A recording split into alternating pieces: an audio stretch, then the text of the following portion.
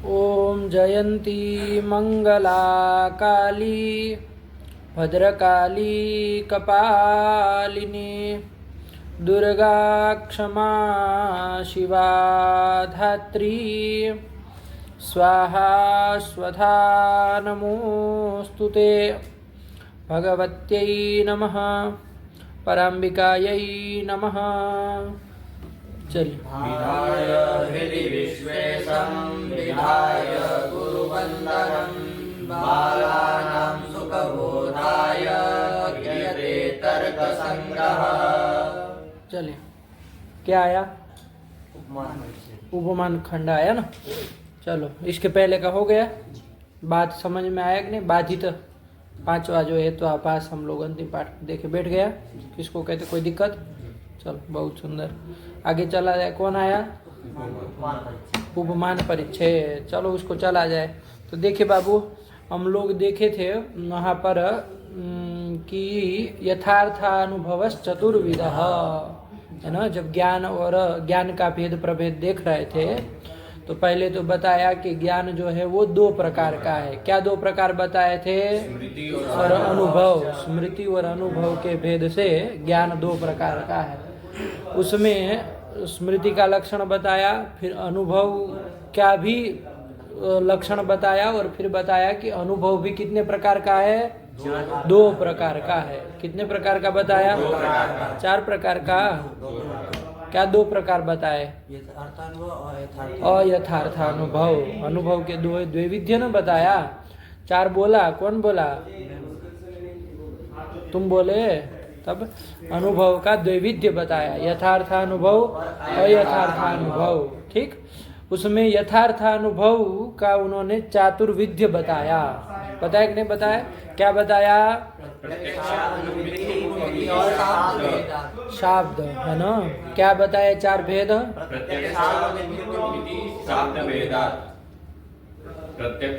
चार भेद क्या बताए? इसका उत्तर आपको क्या लग रहा है, क्या हो सकता है? कि वहाँ की पंक्ति से उत्तर आएगा है? प्रश्न हम क्या पूछे? चार भेद क्या है? आप वहाँ की पंक्ति बोलेंगे तो ये उत्तर होगा उसका है। थोड़ा सुनो, समझो कि क्या पूछा जा रहा है और हम क्या बोल रहे हैं ना। क्या कहे? कितने प्रकार का यथार्थानुभव होता है?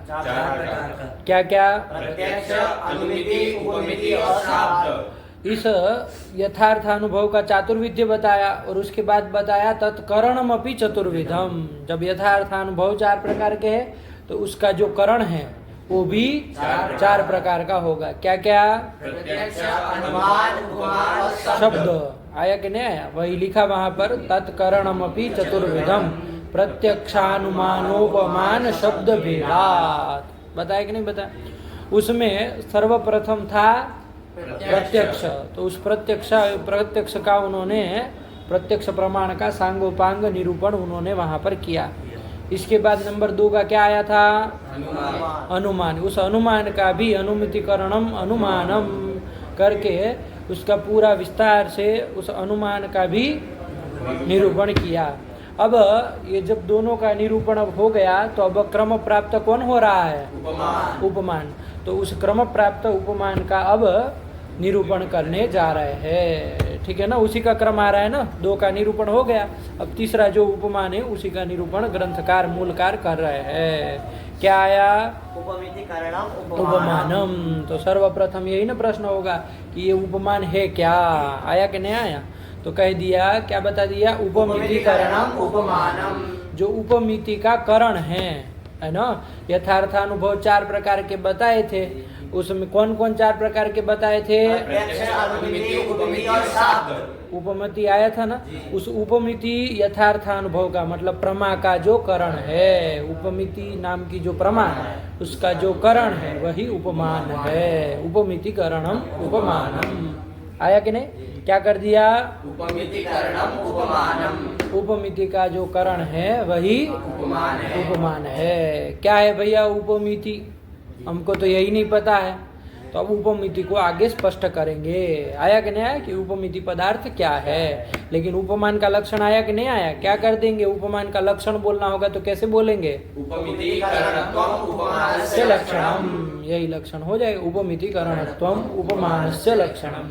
अब प्रश्न होगा का नाम उपमिति ही, उपमिति किसको कहते भैया ये तो बताइए, हमको तो यही नहीं पता है। तो क्या उपमिति कारणत्वम जानेंगे? नहीं ना जान पाएंगे। तो उपमिति को बता रहे हैं। क्या बता रहे? पढ़ो। संज्ञा संगी संबंध ज्ञानम उपमिति। संज्ञा संगी संबंध ज्ञानम उपमिति ही। संज्ञा और संगी का जो संबंध है उस संबंध का ज्ञान यही उपमिति है। संज्ञा मतलब जानते हैं? संज्ञा मतलब नाम, किसी भी वस्तु का पदार्थ का जो नाम होता है, पद होता है ना, उसी को क्या कहते हैं? संज्ञा कहते हैं। और दूसरा होता है संगी। संगी जानते हैं? संगी किसको कहते हैं? नाम वाला। नाम वाला। संज्ञा अस्ति अस्य, उसको संगी कहेंगे। नाम वाला जो अर्थ है, पदार्थ है, वस्तु है, उसको क्या कहेंगे? संगी कहेंगे। तो संज्ञा तो हो गया पद, पद नाम पद न होता है, और संगी हो गया अर्थ। आया कि नहीं आया? तो इन संज्ञा, जैसे वहाँ देख लीजिए घट जो है शब्द पद, वो क्या है? संज्ञा है। और जो वो मिट्टी का बना हुआ जो पात्र विशेष है वो क्या है? संगी है। आया कि नहीं आया? तो घट पद हुआ ये संज्ञा, और जो अर्थ है मिट्टी का बना हुआ पात्र विशेष कंबुग्रीवादि मत पदार्थ, वो क्या है आपका? संगी है। ठीक हुआ ना? तो इसमें तो कोई संदेह नहीं। तो संज्ञा और संगी का जो संबंध, संज्ञा और संगी का संबंध क्या होगा? पद और अर्थ का संबंध क्या होगा? वाच्यवाचक भाव संबंध होगा। क्या स्वरूप?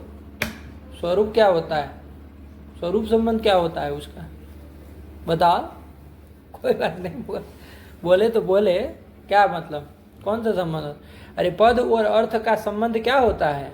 वाच्यवाचक भाव संबंध। पद जो है वो क्या होता है? वाचक होता है, और अर्थ जो है वो वाच्य होता है। तो इन दोनों का संबंध क्या होगा? वाच्यवाचक भाव संबंध। ठीक हुआ कि नहीं हुआ?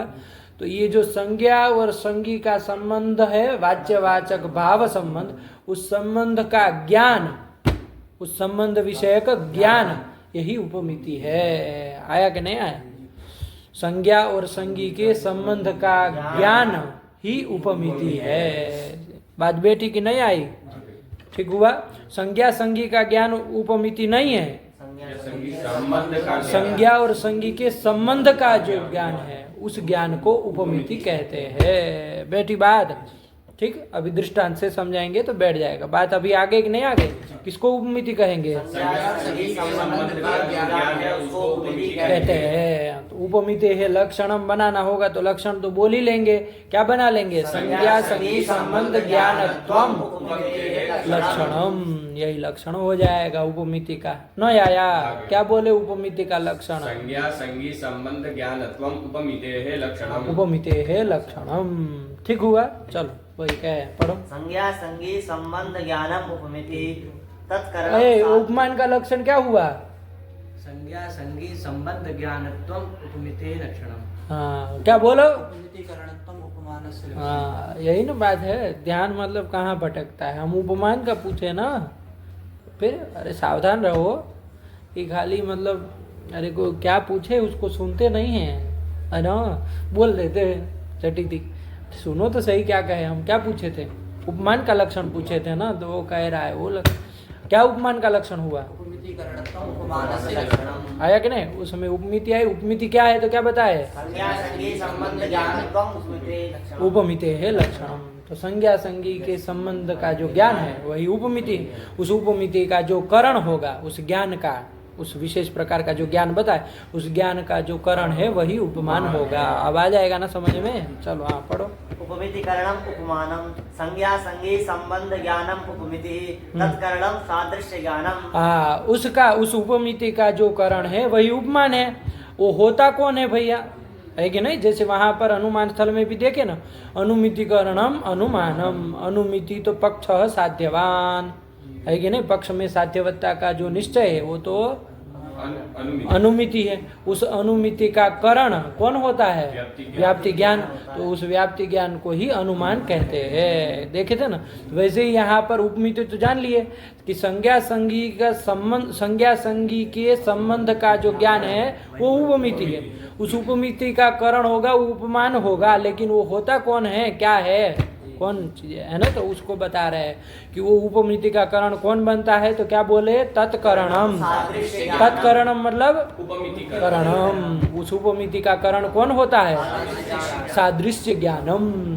क्या है? सादृश्य ज्ञानम। सादृश्य का जो ज्ञान है वही उसका करण बनेगा, उसी को हम उपमान कहेंगे। आया कि नहीं आया? अब थोड़ी प्रक्रिया से समझेंगे तो समझ में आएगा कि भैया कैसे करण बनता है, क्या है ये सादृश्य ज्ञान, क्या है ना? तो उसी को अब तथा ही करके समझाएंगे, है ना? स्पष्ट करेंगे कि इसमें उपमिति क्या होगी, कैसे ये उपमान जो है कौन बनेगा, ये सब चीज़ें तथा ही करके समझाएंगे। पढ़ो आगे क्या आ रहा है? तत्करणम सादृश्य ज्ञानम अतिदेश वाक्यार्थ स्मरणम अवांतर व्यापार। अच्छा, व्यापार भी बता दिए साथ ही साथ कि अतिदेश वाक्यार्थ स्मरणम व्यापार। अतिदेश वाक्य का जो अर्थ है उसका स्मरण होना, स्मरण यही व्यापार है। अब वो आगे प्रक्रिया समझेंगे तभी समझ में आएगा, वरना अभी इसको रटते रह जाएंगे, कुछ आएगा जाएगा नहीं। आगे पढ़ो क्या आ रहा है? तथा ही। अब तथा ही करके समझा रहे हैं, है ना, कि कैसे ये व्यापार बनेगा। कौन? अतिदेश वाक्यार्थ स्मरण, ये कैसे व्यापार बनेगा। फिर सादृश्य ज्ञान जो है वो उपमिति का करण है, तो वो कैसे करण बनेगा, ये सब चीज़ें तथा ही करके अब बता रहे हैं। उपमिति का आकार क्या होगा, उपमिति क्या होगी, ये सब बताएंगे तथा ही करके। पढ़ो। तथा ही कश्चित गवय शब्द वाच्य पदार्थम अजानन। ये क्या गवय शब्द वाच्य पदार्थम, ये क्या सब होता है? कश्चित गवय पदार्थम अजानन, क्या पाठ है? कश्चित गवय शब्द वाच्य काउंस में लिखा है पदार्थ। हाँ, उसी को बोलो। कश्चित गवय पदार्थम अजानन। तथा ही कश्चित गवय पदार्थम अजानन कुतश्चित आरण्यक पुरुषात् गो सदृशो गवय इति श्रुत्वा वनं गतः वाक्यार्थं स्मरन् गो सदृशं पिण्डं पश्यति तदनन्तरम् अयं गवय शब्दवाच्य इति उपमिति उत्पद्यते। इति उपमिति उत्पद्यते। ये पूरी इन्होंने घट एक दृष्टांत को लेकर के प्रक्रिया बताई कि किस तरह से उपमिति होती है। तो सर्वप्रथम क्रम से आप क्या क्या कह रहे हैं? पढ़ो। कश्चित गवय पदार्थम अजानन। कश्चित पुरुषः गवय पदार्थम अजानन। कोई पुरुष है कि नहीं? नागरिक, नगर में, शहर में रहने वाला, चाहे गांव में रहने वाला, कैसा भी हो, तो कोई पुरुष है जो गवय पदार्थ को नहीं जानता। अजानन कहा। क्या कहा? अजानन। कि गवय पदार्थ क्या है, गवय पद का अर्थ क्या है, ये नहीं जान रहा है। आया कि नहीं आया? तो गवय पदार्थम अजानन कश्चित पुरुषः गवय पदार्थम अजानन कुतश्चित आरण्यक पुरुषात्। अब कोई अब जब गवय पदार्थ, उसको नागरिक है, शहर का आदमी है, उसको नहीं पता है गवय किसको कहते हैं, है कि नहीं? नहीं जान रहा है। तो उसने किसी आरण्यक पुरुष, अरण्य में रहने वाला जो आरण्यक पुरुष है, उसको पूछा भैया कि कीदृशः गवयः, ये गवय कैसा होता है, गवय कौन होता है। आया कि नहीं आया? किसको पूछा? आरण्यक पुरुष को पूछा। तो आरण्यक पुरुष ने उत्तर दिया गो सदृशो गवयः, गाय के सदृश जो होता है वो गवय होता है ना? गो सदृशो गवयः। किसने कहा ये? आरण्यक पुरुष ने कहा गो सदृशो गवयः। ये जो वाक्य इसने प्रयोग किया इसी को कहते अतिदेश वाक्य। क्या कहते हैं? अतिदेश वाक्य। आदेश नहीं ना है, कुछ आदेश नहीं ना कर रहा है, उपदेश नहीं ना दे रहा है। अतिदेश गो सदृशो गवयः।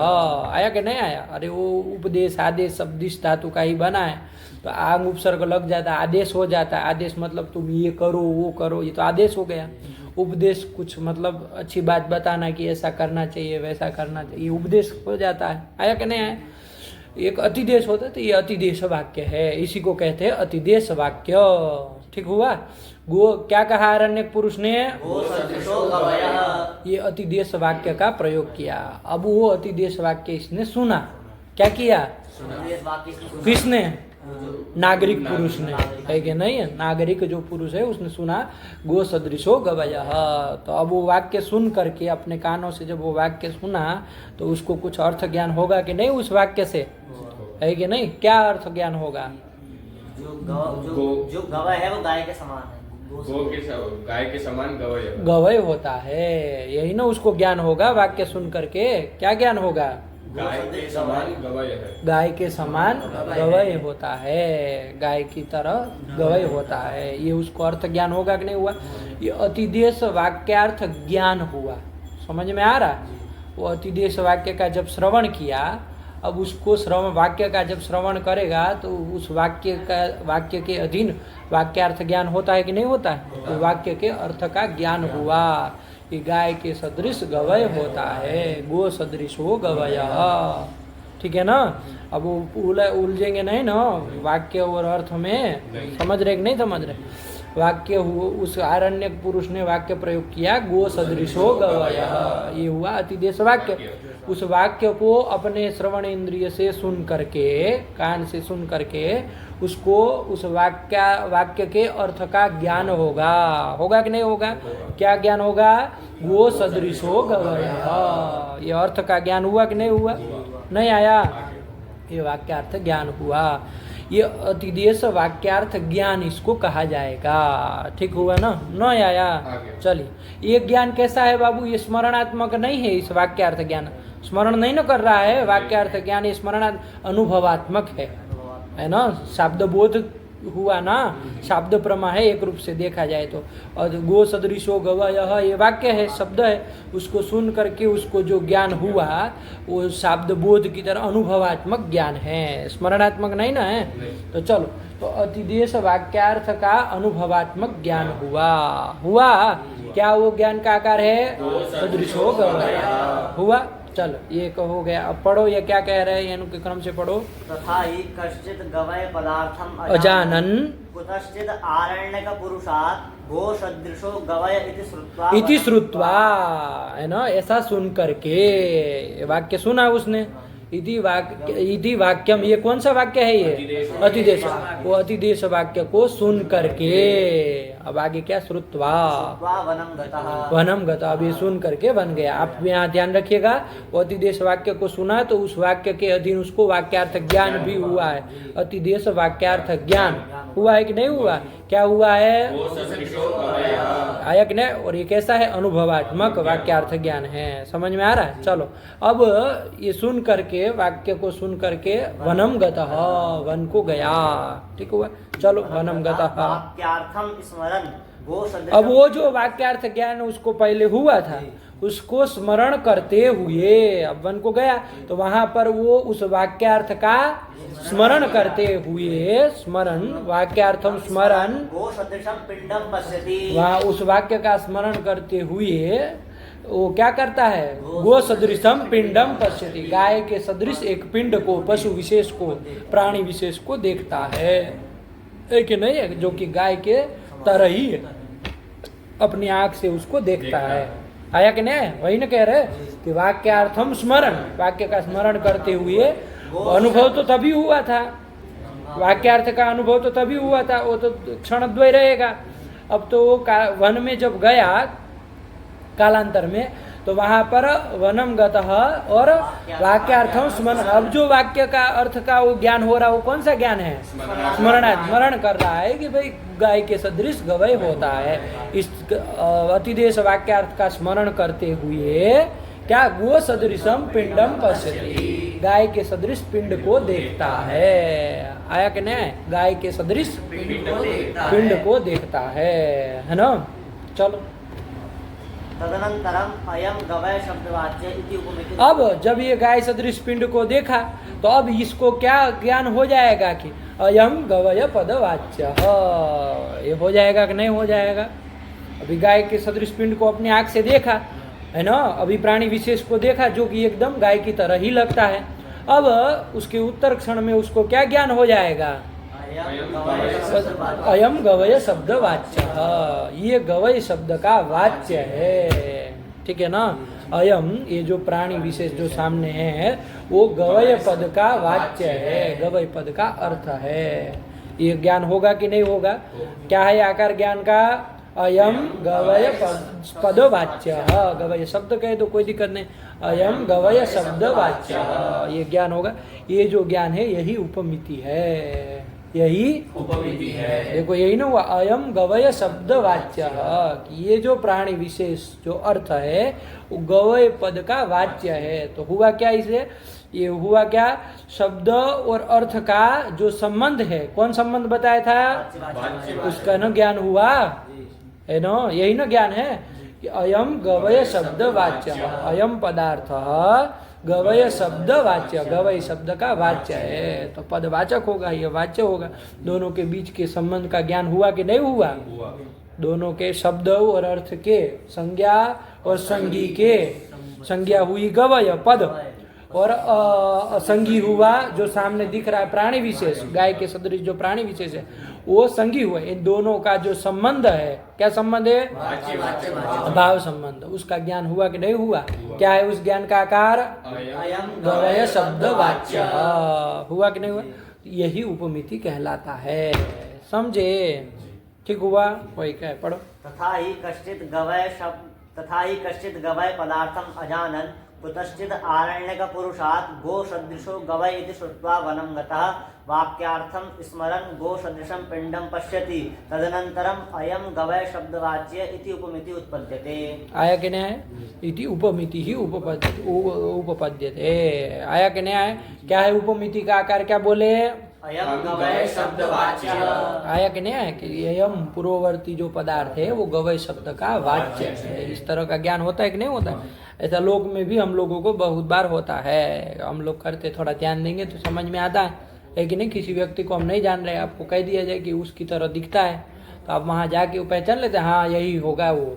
आया कि नहीं आया? फलाना आदमी। तो ये क्या होता है? उपमित्यात्मक ज्ञान है, समझे कि नहीं समझे? ठीक हुआ? अब इसमें ये उपमिति तो बाबू आपका फल हो गया, कार्य हो गया। अब इसमें करण क्या है ना? उपमिति तो जान लिए ना कैसे उपमिति उत्पन्न होते। इस उपमिति का जो करण है व्यापारवद असाधारण कारण है, वही क्या होगा? करण होगा। तो वो कौन बनेगा ये विचार करना है, और व्यापार कौन बनेगा ये भी देखना है। तो अब आ जाओ पूर्व में जो कहा था, आया कि नहीं आया? क्या कहा था पूर्व में? प्रतिदेश वाक्यार्थ स्मरणम व्यापार। अच्छा, व्यापार का है, करण नहीं बताया। करण कौन है उपमिति का? हाँ ये ना देखो, तत्करणम, तत्करणम मतलब किसका? उपमिति, अनुमिति, उपमिति करणम सादृश्य ज्ञानम। उस उपमिति का करण कौन बनेगा? तो कहा सादृश्य ज्ञानम। कौन है सादृश्य ज्ञानम इस प्रक्रिया में? अनुभवात्मक ज्ञान जो अतिदेश वाक्यार्थीन जो वाक्यार्थ ज्ञान हुआ था अनुभवात्मक, वो क्या था उसका आकार? वो सदृशो गवय। ये जो अनुभवात्मक, जब आरण्यक पुरुष से उस अतिदेश वाक्य को सुन करके, है कि नहीं है, उस समय जो अतिदेश वाक्यार्थ का अनुभवात्मक ज्ञान हुआ था, वो अनुभवात्मक ज्ञान देखो कैसा है, वो देख लो। गो क्या बोले? ज्ञान गो सदृशो गवय, गो सदृश गवय। आया कि नहीं आया? गो सदृश गवय पद वाच्य, यही ना उसका अर्थ, यही ना आएगा थोड़ा अर्थ में अंदर। गो सदृश गवय पद वाच्य, कि गाय के सदृश जो है वो गवय पद का वाच्य है, यही ना वाक्यार्थ ज्ञान हुआ अनुभवात्मक। इसी को कह रहे, यही आपका क्या है? सादृश्य ज्ञान है, यही करण है। उस उपमिति का करण कौन है? यही है ना? क्या? गो सदृशो गवय पद वाच्य। क्या बोले?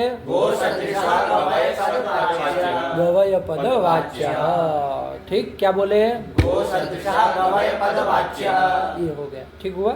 ये जो अनुभवात्मक ज्ञान है, अतिदेश वाक्यार्थ का ज्ञान, ये क्या है? करण है, ठीक हुआ। इसमें जरा बता सकते हैं वो कौन प्रकार होगा, कौन विशेष्य होगा इस ज्ञान में? गो सदृश गवय पद वाच्य। गवय पद मतलब बाद में बोलो तो वो विशेष्य होता है, ऐसा कोई नियम है कि कुछ समझोगे? हमने कहा भूतलम घटवत, तो घटवत विशेष्य हो जाएगा, बाद में बोलने से विशेष्य हो जाता। अरे जिसका विधान किया जाए, है ना, जिसको उद्देश्य करके जिसका विधान किया जाए, जिसका विधान किया जाए वो 9 प्रकार होता है, और जिसमें विधान किया जाता है वो विशेष्य होता है। खाली आगे पीछे ऐसा यही पूरा अनुमान खंड पढ़ के यही समझ में आता है कि आगे बोले तो विशेष्य होता है। कोई वहनीमान पर्वत बोल दिया तो पर्वत को तुम साध्य कह दोगे, हैं, पर्वतत्व को साध्य कह दोगे? अरे भाई जिसका विधान किया जाए किसी को उद्देश्य करके, तो उस जिसका विधान किया जाए वो प्रकार होता है ना, और जिसमें विधान किया जाता है वो विशेष्य होता है। आया कि नहीं? घट वाला भूतल है, तो भूतल तो आंख से दिख, वो भूतल को उद्देश्य करके घट का न विधान किया जा रहा है, तो जिसका विधान किया जा रहा है घट वो क्या होगा? प्रकार होगा। और जिसमें भूतल में विधान किया जा रहा है वो उद्देश्य होगा, विशेष्य होगा। होगा कि नहीं होगा? तो वैसे ही समझो कि गो सदृशो गवय पद वाच्य, गो सदृश पदार्थ जो है वो गवय पद का वाच्य है। तो किसका कौन प्रकार बनेगा इसमें? कौन विशेष्य बनेगा? विशेष्य बताओ जरा। गो सदृश, गो सदृश, गो सदृश, ये विशेष्य बनेगा। आया कि नहीं? प्रकार क्या बनेगा इसमें? गवय पद वाच्य, गवय पद का वाच्य वो तो गो सदृश वाच्यत्व, वाच्यत्व, ये प्रकार बनेगा। ठीक है ना? गवय पद वाच्यत्व। अरे गवय पद वाच्यत्व गो सदृश है, उसको तो आप विशेष्य बना चुके। उसमें विधान क्या कर रहे? गवय पद वाच्यत्व का विधान कर रहे। तो गवय पद वाच्यत्व उसमें प्रकार होगा। तो यदि इस ज्ञान को बोलना हो कि ये ज्ञान कैसा ज्ञान है, तो गो सदृश विशेषक गवय पद वाच्यत्व प्रकारक ये ज्ञान है, और ये अनुभवात्मक ज्ञान है। अतिदेश वाक्य को सुन करके जो ये वाक्यार्थ ज्ञान, अनुभवात्मक ज्ञान, इसी को कह रहे कि ये करण है। आया कि नहीं आया? इसी को क्या बोला? तत्करणम सादृश्य ज्ञान। यही सदृश सादृश्यत्वावच्छिन्न सदृश विशेष ज्ञान है कि नहीं? सदृश गो सदृश विशेष बन रहा है कि नहीं बन रहा? ये जो सादृश्य ज्ञान है यही क्या है आपका? करण है। उपमिति का करण यही बनेगा। कौन सा वाला? गो सदृश गवय पद वाच्य। आया कि नहीं? गो सदृश विशेष्य का गवय पद वाच्यत्व प्रकारक ये जो ज्ञान है यही करण है। ठीक हुआ? किसका? उपमिति का। आया कि नहीं? चलो वही कहे, पढ़ो। तत्करणम सादृश्य ज्ञानम। ठीक, इसी को उपमान भी कहेंगे। आगे क्या कहे? अब आओ। अतिदेश वाक्यार्थ स्मरणम अवांतर व्यापार। अतिदेश वाक्य के अर्थ का जो स्मरण हो रहा है, अतिदेश वाक्यार्थ स्मरणम बाद में हो रहा है ना। जब वो वन को गया तो वहां गो सदृश पिंड को देखा, तो वहां अतिदेश वाक्यार्थ का उसको स्मरण हो रहा है कि नहीं हो रहा है? तो वो जो अतिदेश वाक्यार्थ का स्मरणात्मक जो ज्ञान है वो क्या है? व्यापार है। अवांतर व्यापार मतलब बीच मध्यवर्ती व्यापार। कौन बनेगा? अतिदेश वाक्य का, वाक्य का नहीं, वाक्यार्थ का जो स्मरणात्मक ज्ञान है वो व्यापार बनेगा। आया कि नहीं आया? ठीक हुआ? नहीं आया? चलो वही कहे, पढ़ो। अतिदेश वाक्यार्थ स्मरणम अवांतर व्यापार। क्या है उस अतिदेश वाक्यार्थ स्मरण का क्या आकार है? उस स्मरण का क्या आकार होगा? गवय पद वाच्य। वही ना होगा। स्मरण भी तद विषय की होगा, जैसा अनुभव होगा वैसा ही स्मरण होगा। आया कि नहीं? अरे अनुभव कुछ हुआ, स्मरण कुछ होगा, ऐसा नहीं ना। आकार उसका वही होगा, लेकिन ध्यान रखना ये ज्ञान स्मरणात्मक ज्ञान जो है वो व्यापार बनेगा। ठीक लगा? चलिए। और उपमिति जो है अंत में वो अतिदेश वाक्यार्थ का स्मरण हुआ, और उसके अनंतर क्षण में उसको क्या ज्ञान हुआ? अयम गवय पद वाच्य। ये जो सामने प्राणी विशेष खड़ा है वो गवय पद का वाच्य है। ये हुआ कि नहीं हुआ? यही उपमिति आपका फल है। ठीक हुआ? यही कार्य है। नहीं समझे? सब यही का है। पढ़ लो एक बार पूरा। उपमिति करणम उपमानम संज्ञा संगी संबंध ज्ञानम उपमिति तत्करणम सादृश्य ज्ञानम अतिदेश वाक्यार्थ स्मरणम अवांतर व्यापार तथा ही कश्चित गवय पदार्थम अजानन कुतश्चित आरण्यक पुरुषात् गो सदृशो गवय इति श्रुत्वा वनं गतः वाक्यार्थम स्मरन् गो सदृशं पिंडम पश्यति तदनन्तरम अयं गवय शब्दवाच्य वाच्यः इति उपमिति उत्पद्यते। इति उपमिति ही उत्पद्यते। प्रक्रिया समझ में आई कि नहीं आई? कुछ ठीक हुआ? चलो आगे चला जाए। न्यायबोधि नहीं? चलो। उपमानम लक्षयति। उपमिति करणमिति हाँ उपमिति उपमानम लक्षयति, उपमिति करणम उपमानम, इसके द्वारा चलो। उपमितिम लक्षयति संज्ञा संगीति। संज्ञा उपमिति का लक्षण कर रहे हैं, संज्ञा संगी संबंध ज्ञानम उपमिति। चलो संज्ञा नाम पदम। संज्ञा नाम पदम आ गया ना, बता दिए है ना, जो नाम है, पद है, शब्द है, जो भी कह दो वो संज्ञा है। संज्ञा नाम पदम। संगी अर्थः। संगी अर्थ, संज्ञा वाला जो संगी होगा वो अर्थ है। ठीक। तयोः संबंधः शक्ति। उन दोनों का संबंध, हम लोग तो बोल दिए वाच्यवाचक भाव संबंध है ना, व्याकरण के संस्कार के आधार पर कह दिए, लेकिन शक्ति ही, वो शक्ति मतलब वही है। आया कि नहीं?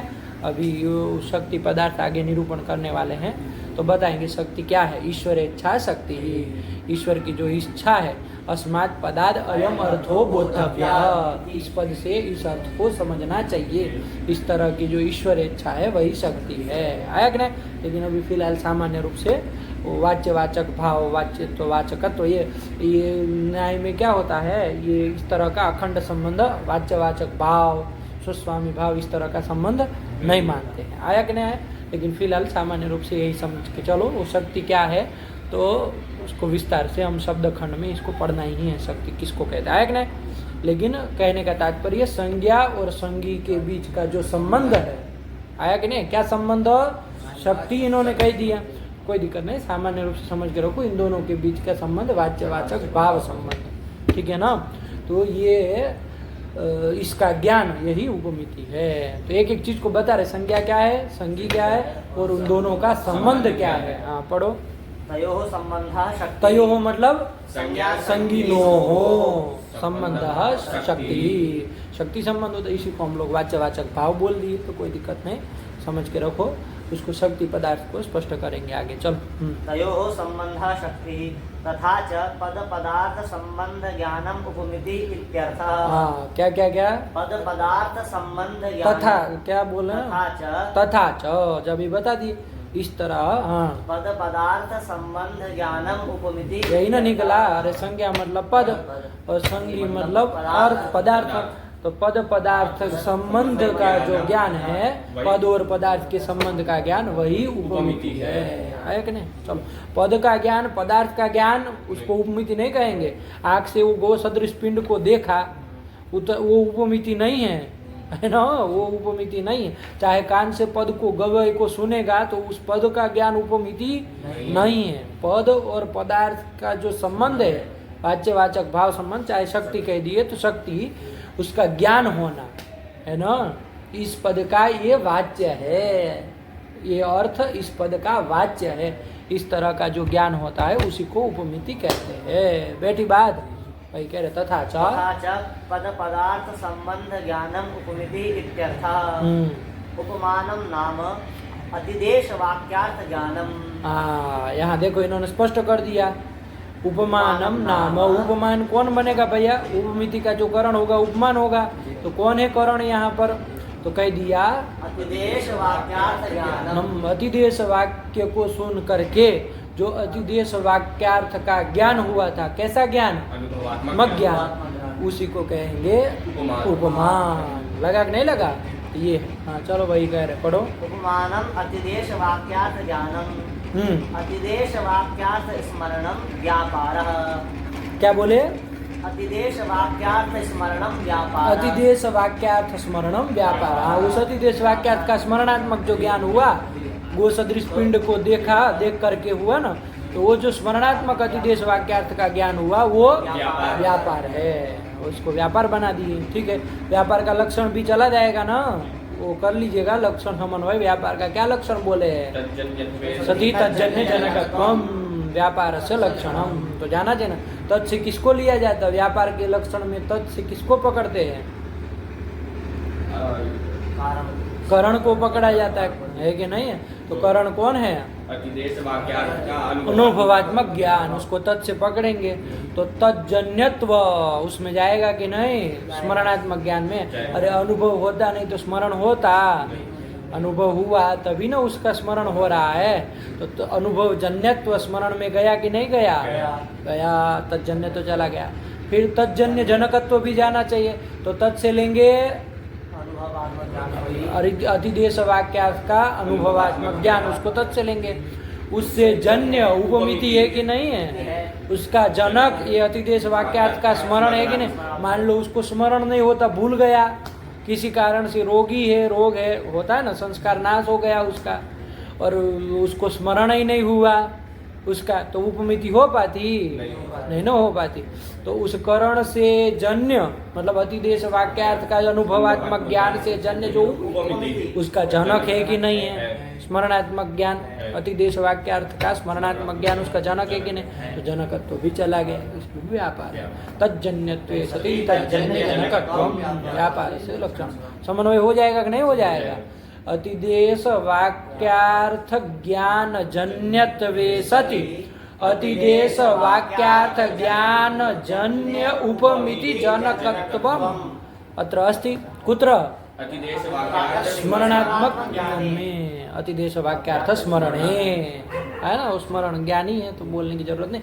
अतिदेश वाक्यार्थ स्मरणे अस्ति न वा, इसीलिए वो व्यापार है। पढ़ो। अतिदेश वाक्यार्थ स्मरणम व्यापारः उपमिति फलम। उपमिति ही फलम कार्यम इत्यर्थः। गो सदृशो गवय पदवाच्य वाच्यः इत्याकारक वाक्यात् गो सादृश्यावच्छिन्न विशेष्यक गवय पदवाच्यत्व प्रकारक यत् ज्ञानं जायते तदेव करणम्। उसको उसी ज्ञान को करण किसको बनाए? करण कौन बनाए? स्मरणात्मक ज्ञान जो बना था, करण स्मरणात्मक ज्ञान को करण बनाए। व्यापार बनाया। अतिदेश वाक्यार्थ का जो अनुभवात्मक ज्ञान है, क्या है वो ज्ञान का आकार? गो सदृश गवय पदवाच्यः। गो सदृश गवय पदवाच्यः, ऐसा ज्ञान, ये जो अनुभवात्मक ज्ञान है तो वो ज्ञान कैसा है, उसमें प्रकार विशेष बता रहे हैं। आप लोग पहले बता दीजिए हमको जरा। गो सदृश विशेष्यक गवय पदवाच्यः। तो प्रकारक ये जो ज्ञान है वो ज्ञान ही करण है, उपमान है। चलो वही लिख रहे गो हैं। सदृशो गवय पदवाच्य इत्याकारक वाक्यात्। हाँ, ये जब वाक्य वो आरण्यक पुरुष ने कहा तो उससे ज्ञान होगा ना। कैसा ज्ञान होगा तो बता रहे इति वाक्यात् गो सादृश्यावच्छिन्न विशेष्यक गवय पदवाच्यत्व प्रकारक यत् ज्ञानं जायते। हुआ कि नहीं हुआ? अरे वो जब आरण्यक पुरुष ने वाक्योच्चारण किया गो सदृशो गवय, आया कि नहीं आया? जब ये वाक्य प्रयोग किया तो उस वाक्य के द्वारा वाक्य से क्या ज्ञान हुआ? गो सदृशः गवय पदवाच्य, ये ज्ञान हुआ कि नहीं हुआ? तो ये ज्ञान जो है वो कैसा है तो कहा गवय पदवाच्य तो प्रकारक और गो सदृश विशेषक।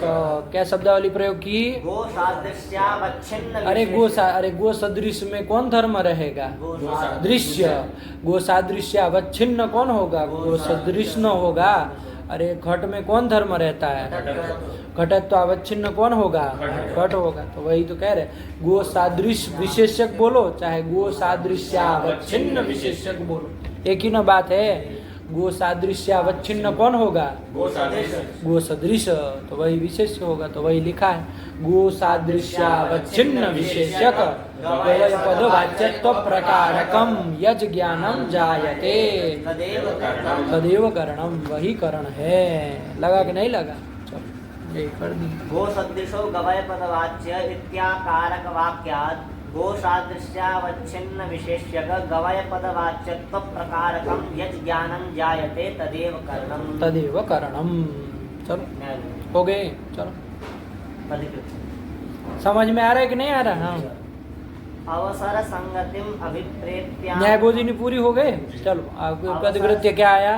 अवसर संगतिम अभिप्रेत्य अनुमानानंतरम उपमानम निरूपयति। हाँ, ये अनुमान के अनंतर अब उपमानम निरूपयति। अनुमानानंतरम उपमानम निरूपयति, अनुमान का निरूपण करने के पश्चात उपमान का निरूपण कर रहे हैं। तो कोई संगति होनी चाहिए भैया, है ना, क्योंकि संगति के बिना ना संगतम प्रयुंजित, संगत का प्रयोग नहीं करना चाहिए।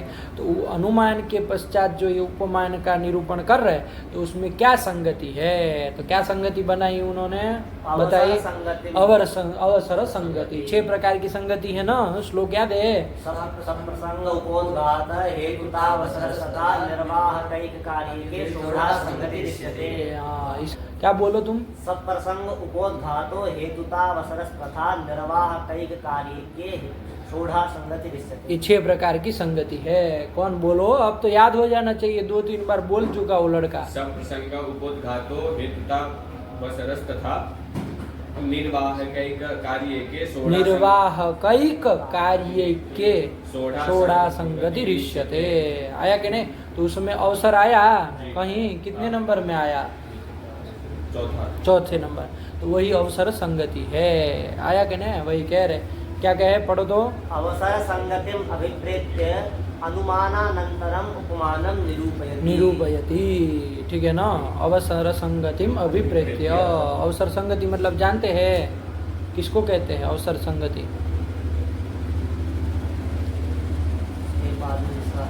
है? हाँ, वो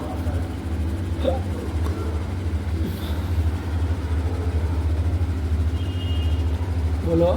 क्रम प्राप्त है? क्रम प्राप्त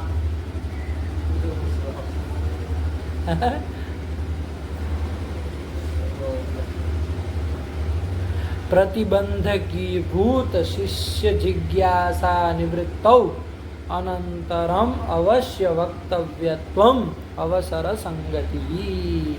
ये है अवसर संगति। है कि नहीं पंडित जी? क्या? प्रतिबंधकी भूत शिष्य जिज्ञासा निवृत्तौ, है कि नहीं है?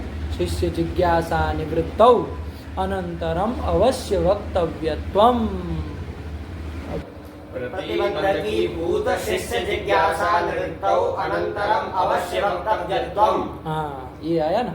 चलो, तो यहाँ पर देखिए, आपने जब कहा तत्करणम चतुर्विधम, है ना? क्या कहा? तत्करणम चतुर्विधम, कि वो यथार्थानुभव के करण भी 4 प्रकार के। क्या 4 प्रकार?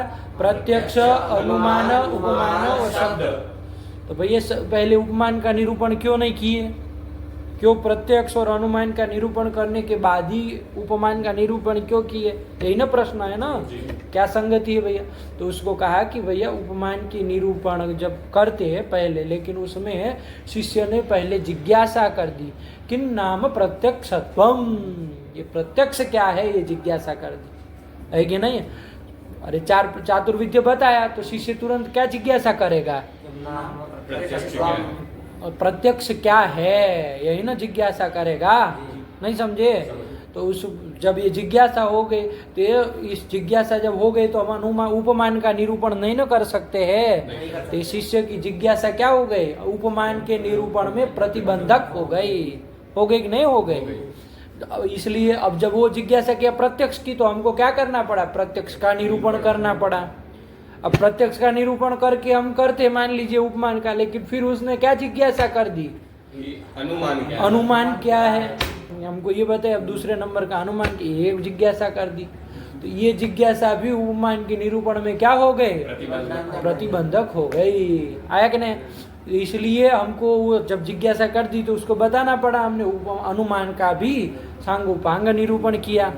अब जब ये हो गया तो अब कोई प्रतिबंध की भूत जिज्ञासा नहीं ना रही। प्रतिबंध की भूत जिज्ञासाएं कौन कौन थी? विषयिणी जो जिज्ञासा, प्रत्यक्ष थोड़ी ना प्रतिबंधक। प्रत्यक्ष और अनुमान विषयिणी जो जिज्ञासा थी शिष्य की कि क्या है प्रत्यक्ष, क्या है अनुमान।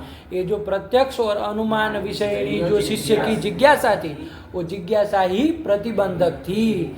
अब वो जब उन दोनों का निरूपण कर दिया तो वो प्रतिबंध की भूत जो शिष्य की जिज्ञासा थी उसकी निवृत्ति हो गई कि नहीं हो गई? हो गई। समन हो गया, उस जिज्ञासा का निवृत्ति हो गई। इस निवृत्ति हो जाने पर जो अनंतर, अब इसके बाद अवश्य वक्तव्य कौन हो गया? उपमान। उपमान। अनंतर अवश्य वक्तव्यत्व यह किस में जाएगा? उपमान। तो अनंतर अवश्य वक्तव्यत्व जो है यही अवसर संगति है। आया कि नहीं आया? अनंतरम अवश्य वक्तव्यत्वम आया कि नहीं आया? यही क्या है आपका? अवसर संगति। अवसर संगति है। लगा कि नहीं लगा? प्रतिबंध की भूत शिष्य जिज्ञासा निवृत्तौ अनंतरम अवश्य वक्तव्यत्वम अवसर संगति। यही अवसर संगति है ना? चलिए, तो अब उपमान का इस अवसर संगतिम अभिप्रेत्य उपमानम निरूपयति। आया कि नहीं? इसी को शॉर्ट में हम बोल दे क्रम प्राप्तम उपमानम निरूप। क्रम प्राप्त लिखने का मतलब कि क्रम से प्राप्त जो अब उपमान है उसका निरूपण कर रहा है। तो ये क्रम प्राप्त आए तो उसको समझे रहो कि वहाँ अवसर संगति कहना चाह रहे हैं। आया कि नहीं? लेकिन अवसर संगति क्या है तो याद रहेगा ना? क्या है अवसर संगति? प्रतिबंध की भूत शिष्य जिज्ञासा निवृत्तौ अनंतरम अवश्य वक्तव्यत्वम अवसर संगति। नहीं आया? क्या बोलो जरा? प्रतिबंध की भूत शिष्य जिज्ञासा निवृत्तौ अनंतर अवश्य वक्तव्यत्वम अवसर संगति। क्या बोलो? प्रतिबंध की भूत शिष्य जिज्ञासा निवृत्तौ अनंतर अवश्य वक्तव्यत्वम। क्या बोलो? प्रतिबंध की भूत शिष्य जिज्ञासा निवृत्तौ अनंतरम अवश्य वक्तव्यत्वम अवसर संगति। प्रतिबंध की भूत शिष्य जिज्ञासा निवृत्तौ अनंतरम अवश्य वक्तव्यत्वम अवसर संगति। आया कि नहीं? यही अवसर संगति है। ठीक हुआ? चलिए, तो वही अवसर संगतिम अभिप्रेत्य अवसर संगतिम अभिप्रेत्य अनुमानानंतरम उपमानं निरूपयति उपमिति। उपमिति इति। चलो, उपमिते है करणम उपमानम इत्यर्थः। उपमिते है करणम उपमानम इत्यर्थ। अरे उपमिति करणम था ना, षष्ठी तत्पुरुष बता दी। उपमिते है करणम, उपमिति का करण उपमान है। चलो, अब ये थोड़ा लगा लेना, देख लेना। अब रखते हैं पाठ, हमको कुछ और काम भी है। तो इतना लगा के आइए, फिर आगे चलते हैं। ठीक है ना? परिवृत्त कितना है? हो जाएगा, छोटा हो तो कर लिया जाए। बड़ा है उसमें भी वो आगे जाके वो बताएगा। त्रैविध्य द्वैविध्य क्या बता रहे हैं? त्रैविध्य बता रहे हैं। किसका त्रैविध्य? कौन? उपमान। उपमान का त्रैविध्य बता रहे हैं। तो चलो, वो भी ग्रंथ देखना है ध्यान से, तो अगले पाठ में करते हैं। इतना लगा के आइए, ये अवसर संगति सब बिठा लीजिएगा, आगे फिर चलते। रखा जाए। भगवत्यै नमः, पराम्बिकायै नमः। अस्तु।